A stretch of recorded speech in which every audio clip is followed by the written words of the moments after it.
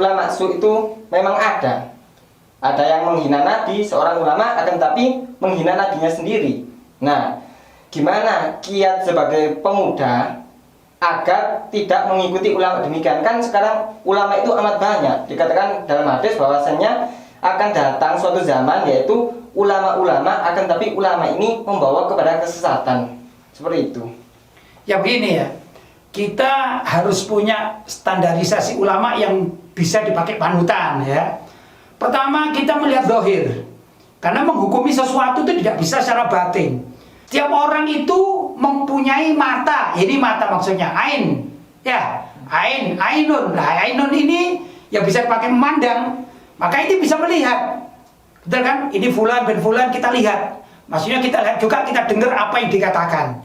Ini perilakunya bagaimana orang ini, kita lihat secara zahir. Ya, itu umumnya manusia. Tapi tidak setiap orang mempunyai ainul basirah. Ainul basirah yaitu sesuatu kekuatan dalam hati yang bisa menilai orang, bukan dilihat dari mata. Ya, tapi dari hati. Ini ada orang-orang khusus. Itu luar biasa ya. Biasanya adalah kekasih-kekasih Allah diberi namanya ainul basirah. Melihat sesuatu dengan ainul basirah. Ini yang tidak mungkin ditipu.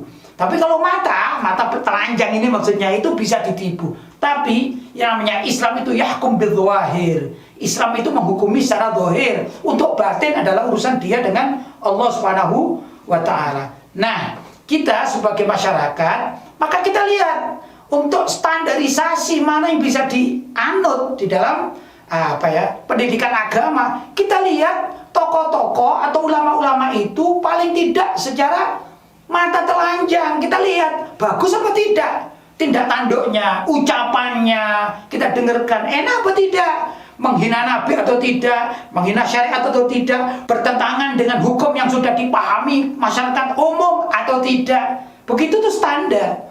Maka kalau ada misalnya seorang tokoh ya yang berperilaku atau berkata-kata atau berstatement bertentangan dengan kaidah umum, tinggal aja karena ini jelas ulama su. Begitu ya secara zahir.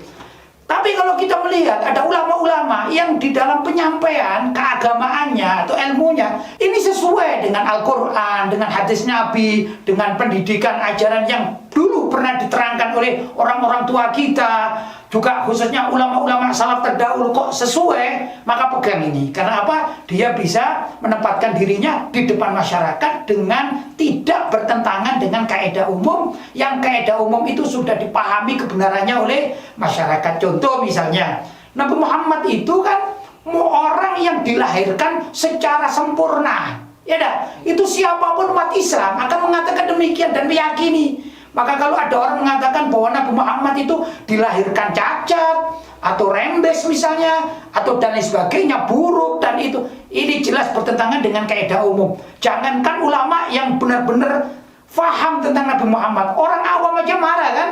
Nah ini tinggal aja dia, karena dia tidak mungkin untuk diikuti. Ini yang namanya ulama su, yang jauh dari kebenaran. Begitu itu standarisasi. Jadi sekali lagi cari standar, yaitu ulama-ulama yang di dalam menyampaikan ilmunya itu sesuai dengan standar umum dari syariat yang dipahami oleh masyarakat Islam, paling tidak mayoritasnya begitu.